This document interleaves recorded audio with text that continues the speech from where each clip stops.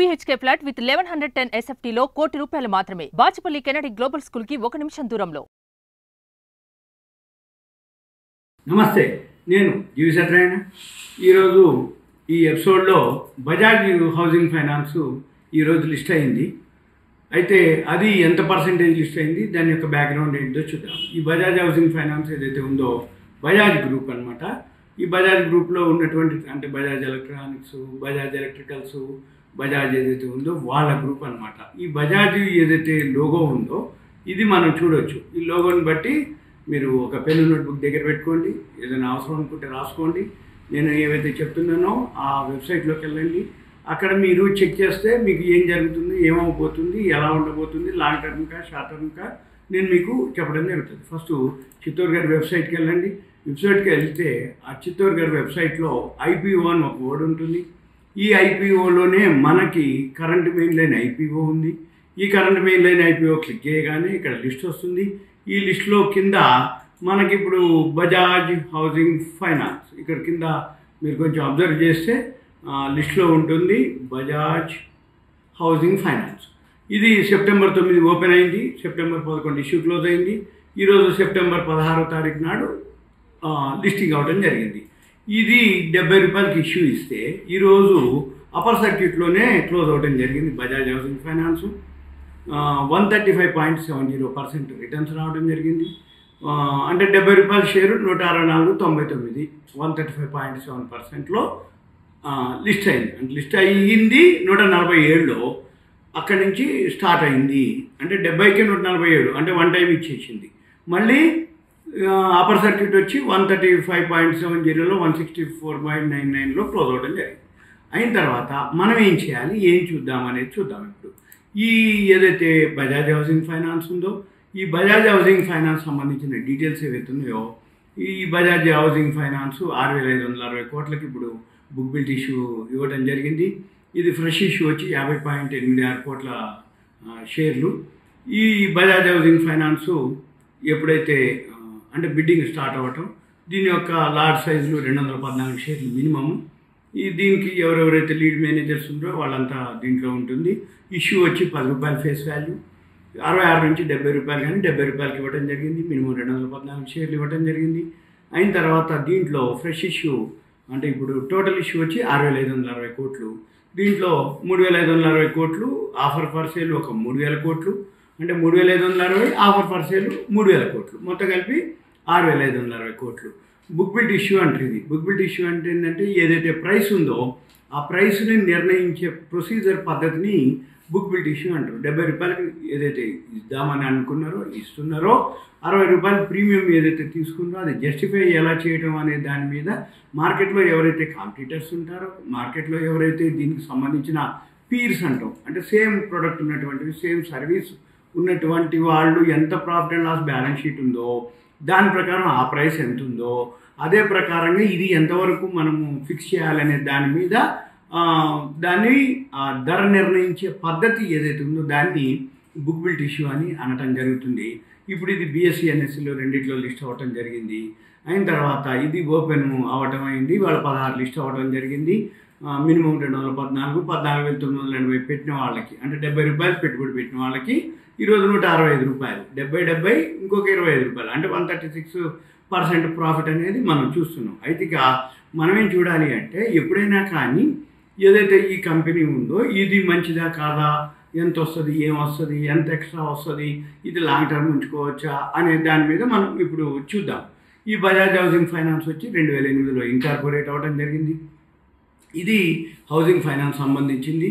ఇది నేషనల్ అంటే housing bank, national housing bank అండర్లో పనిచేస్తుంది, రిజిస్టర్ అయ్యి. అయిన తర్వాత ఇది 2015 నుంచి మార్టిగేజ్ లోన్లు కూడా ఇవ్వడం జరిగింది. ఇక తర్వాత ఇది బజాజ్ గ్రూప్ కాబట్టి కొంచెం బ్రాండ్ ఆల్రెడీ వాళ్ళ బ్రాంచ్లు ఉంటాయి, వాళ్ళ ఏవైతే నెట్వర్క్ ఉంటుంది, క్లయింట్ బేస్ ఉంటుంది కాబట్టి ఈ బజాజ్ హౌసింగ్ ఫైనాన్స్ కూడా బిజినెస్ బాగుంటుంది అనేది ఓకే. ఇంకొకటి 2008లో జరిగింది, ఇప్పటి 16 ఏళ్ల కిందట ఇది ఇన్కార్పొరేట్ జరగడం జరిగింది. అయిన తర్వాత వీళ్ళు ఏదైతే మనము ఈ ఇష్యూ ఉందో ఈ ఇష్యూకి సంబంధించిన వీళ్ళ కంపెనీ వీళ్ళ నెట్వర్క్ వచ్చి 215 బ్రాంచీలు ఉన్నాయి, 174 లొకేషన్లు ఉన్నాయి, ఆల్ ఓవర్ 20 స్టేట్లలో.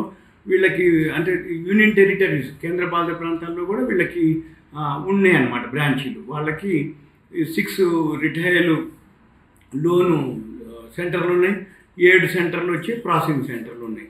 అయిన తర్వాత ఇది బ్యాలెన్స్ షీట్ వచ్చి ప్రాఫిట్ ఆఫ్టర్ ట్యాక్స్. ఎప్పుడైనా కానీ పెద్ద ఇష్యూ వచ్చేటప్పటికి కోట్లలో ఉంటుంది.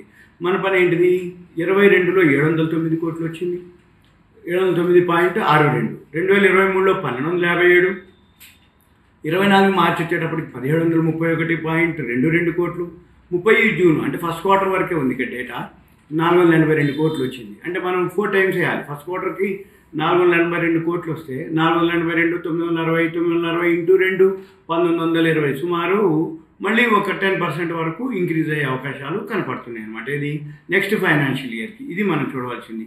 ఇక్కడ మనం ఏం చూడాలి అంటే కింద ఇక్కడికి వచ్చినాక ఈ ఏదైతే ఇప్పుడు మీరు చిత్తూరు గారి వెబ్సైట్లోకి వెళ్ళినాక అక్కడ మనం ఇవన్నీ చూస్తున్నాం. మీకు ఇప్పుడు ఇది స్క్రీన్ మన లింక్ ఉంటుంది, లింక్ చూసుకోవచ్చు. ఈ కిందికి వచ్చినాక ఇక్కడ బజాజ్ హౌసింగ్ ఫైనాన్స్ అని వెబ్సైట్ ఉంటుంది. మనం ఆ వెబ్సైట్కి వెళ్ళాలి. ఈ వెబ్సైట్కి వెళ్తే వీళ్ళు ఏమేం చేస్తారు, హోమ్ లోన్స్, లోన్ ఎగనెస్ట్ ప్రాపర్టీలు, తర్వాత అంటే హోమ్ లోన్లో ఏమేమి ఉంటాయి, మార్గేజ్ లోన్లని, తర్వాత ఎలా అప్లై చేయాలి, తర్వాత హోమ్ లోన్ ఎలా ఇస్తారు, లోన్ ఎగనెస్ట్ ప్రాపర్టీలు, అదర్ లోన్స్, ఇవన్నీ కూడా వీళ్ళు అంటే డెవలప్మెంట్ ఫైనాన్స్, లీజ్ రెంటలు, ఇవన్నీ కూడా వీళ్ళు సర్వీస్ ఇస్తారనమాట. అయితే వీళ్ళకున్న నెట్వర్క్ కాబట్టి బజాజ్ గ్రూప్ కాబట్టి ఓకే అనేది. అయితే ఇక లాస్ట్లో నేను చెప్పేది ఏంటిది అంటే ఇప్పుడు మీకు ఏదైతే మీరు ట్రేడింగ్ వ్యూకి వెళ్తే గ్రాఫ్ ఉంటుంది, టెక్నికల్ గ్రాఫ్. ఇప్పుడు మనము ఇన్ ట్రేడింగ్ వ్యూలోకి వెళ్ళి ఇక్కడ బజాజ్ హౌసింగ్ ఫైనాన్స్ అని ఎంటర్ చేయాలి. బజాజ్ హౌసింగ్ ఫైనాన్స్ ఇది క్లిక్ చేస్తే ఇక్కడ ఈరోజుదే కాబట్టి డైరెక్ట్గా ఇంటే చూపిస్తుంది. అయిన తర్వాత మీరు ఎవరైతే దీని మీద ఇంట్రాడే చేయదలుచుకున్నారో చూసుకోవచ్చు. దీంట్లోనే బైసెల్ సిగ్నల్స్ ఉంటాయి, చూసుకోవచ్చు. తర్వాత ఇప్పుడు మనము ఒక్కసారి స్క్రీనర్లోకి వెళ్తే ఈ స్క్రీనర్లో బజాజ్ హౌసింగ్ ఫైనాన్స్కి వెళ్తాం. ఈ బజాజ్ హౌసింగ్ ఫైనాన్స్ ఏదైతే ఉందో బజాజ్ హౌసింగ్ ఫైనాన్స్, ఈ బజాజ్ హౌసింగ్ ఫైనాన్స్లో మనం ఇక్కడికి వస్తే స్టాక్ పిఈ రేషియో 35 ఉంది ఈ హౌసింగ్ ఫైనాన్స్ది. అయితే ఇండస్ట్రీ పిఈ వచ్చి 22.7. అంటే ఏంది, ఇది ఇప్పుడున్న రేటు ఎక్కువ అని నా సూచన, నా అభిప్రాయం. అయితే మీరేం చూడాలిగా, ఒక క్వార్టర్ వరకు రిజల్ట్స్ వెయిట్ చేయాలి. తర్వాత ఈ బజాజ్ హౌసింగ్ ఫైనాన్స్ మాదిరి ఇంకా చాలా ఉన్నాయి హౌసింగ్ ఫైనాన్స్లు. ఒక్కసారి పీర్స్ క్లిక్ చేయాలి. ఈ పీర్స్ క్లిక్ చేస్తే స్క్రీనర్లోనే ఈ Bajaj housing finance, LIC housing finance, హడ్కో, PNB housing, Aadhar housing finance, ఇవన్నీ ఉంటాయి. మన పని ఏంటిది, ఇక్కడ పిఈ రేషియో ఉన్నాయి, ఇండస్ట్రీ పిఈ రేషియో ఉంది. ఈ ఫైనాన్స్లోనే ఇండస్ట్రీ పిఈ రేషియో ఏదైతే ఉందో ఇది బాగా తక్కువ ఉన్నదల్లా ఎల్ఐసి హౌసింగ్ ఫైనాన్స్, అది 7.85 ఉంది. Punjab national bank housing finance 17.11 ఉంది. మన పని ఏంటిది, ఇది హైయెస్ట్ ఉంది, బజాజ్ వచ్చి ఎక్కువలో ఉంది. కాకపోతే ఇది బ్రాండ్, దీన్ని ఫ్యాన్సీ షేర్ అంటాం. ఫ్యాన్సీ షేర్ అంటే ఏంది, బజాజ్ గ్రూప్ కాబట్టి, ఐపీఓ కాబట్టి సేఫ్టీ.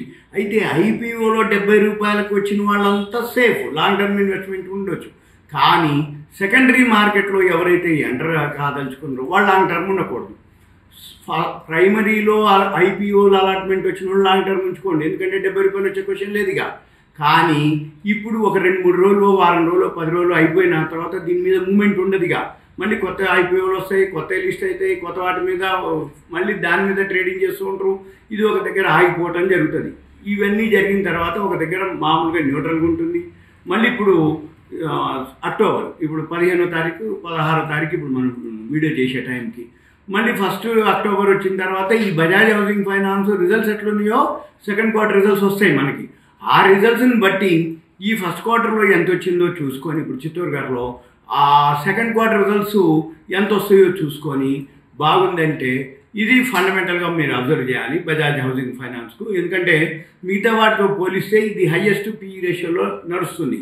అయితే సెకండరీ మార్కెట్ వాళ్ళకి రిస్క్ ఉంటుంది, ప్రైమరీ వాళ్ళకి రిస్క్ ఏం లేదు. ఎందుకంటే 70 రూపాయలకి ఇచ్చింది కాబట్టి. సెకండరీ మార్కెట్లో ఇంకా పెరగదా, ఇప్పటి నుంచి పెరగదా అని అంటే మార్కెట్తో పాటు మార్కెట్ ఈరోజు ఆల్ టైమ్ హైకి వెళ్ళింది మళ్ళీ.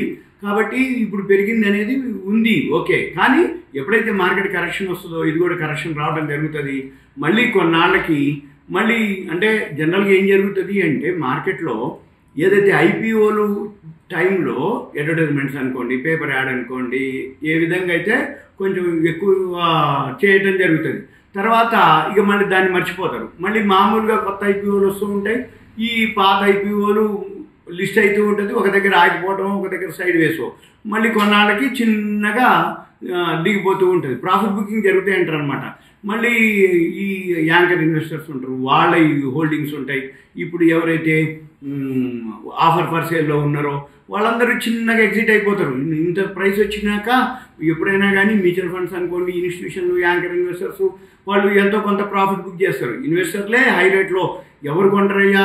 ఇప్పుడు హై రేట్లో అంటే ఐపీఓలో అలాట్మెంట్ రాని వాళ్ళందరూ నేను అప్లై చేసిన అలాట్మెంట్ రాలేదు, మిస్ అయిపోతున్నా, ఏ ఐపీఓ అప్లై చేసినా రావట్లేదు, సరే ఇది పెరగకపోతుందా అని ఈ రేట్లో కొనుక్కుంటాం అనేది నేనైతే ఎంకరేజ్ చేయట్లేదు. ఒకవేళ ఎవరైనా మరి ఎంకరేజ్ చేయట్లేదు అంటారు, మరి ఏం చేయాలి? ఎవరైతే ఐపీఓలు వచ్చిండ్రు అనుకోండి, కొన్ని అమ్మేసుకోండి, మీ ప్రిన్సిపల్ వచ్చేస్తుంది. మార్కెట్ ఎప్పుడో మళ్ళీ కరెక్షన్ వస్తుంది, కావాలనుకుంటే మళ్ళీ కొనుక్కోవచ్చు, రీఇన్వెస్ట్మెంట్ చేయొచ్చు, మళ్ళీ కొత్త ఐపీఓలు అప్లై చేయొచ్చు. సింపుల్, అంతే తప్ప ఇప్పుడు డబల్ పైన వచ్చింది, 135% వచ్చింది. మీ ప్రిన్సిపల్కి ఎన్ని షేర్లు అమ్మితే 214 షేర్లు ఉన్నాయి. ఇప్పుడు ఈ మీ ప్రిన్సిపల్కి ఎన్ని షేర్లు అమ్మితే మీ ప్రిన్సిపల్ వస్తుంది అనుకుంటే ఆయన అమ్మేయండి, అమ్మేసి ఉంచండి. తర్వాత పెరిగిందా ఉన్న వాటికి పెరుగుతుంది, పెరగలేదా ఏం కాదు, మన ప్రిన్సిపల్ వచ్చేసింది కదా. అందుకని ఇది సింపుల్గా. ఇంకా ఏమైనా మీకు డౌట్స్ ఉంటే మీ పేరు, ఏరియా, వాట్సాప్ మెసేజ్ పెట్టండి, కంటెంట్ రూపంలో మెసేజ్ ఫార్వర్డ్ చేయండి. ఇదంతా మీకు awareness, education, information, knowledge purpose, అంతే తప్ప వేరే విధంగా అనేది కాదు.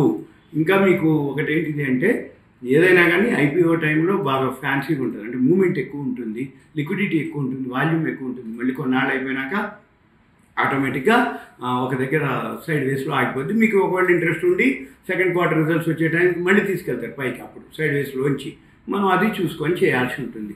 ఓకే, సుమన్ టీవీ ప్రేక్షకులకు ధన్యవాదాలు. ఇది మాత్రం ఓన్లీ నా అభిప్రాయం మాత్రమే.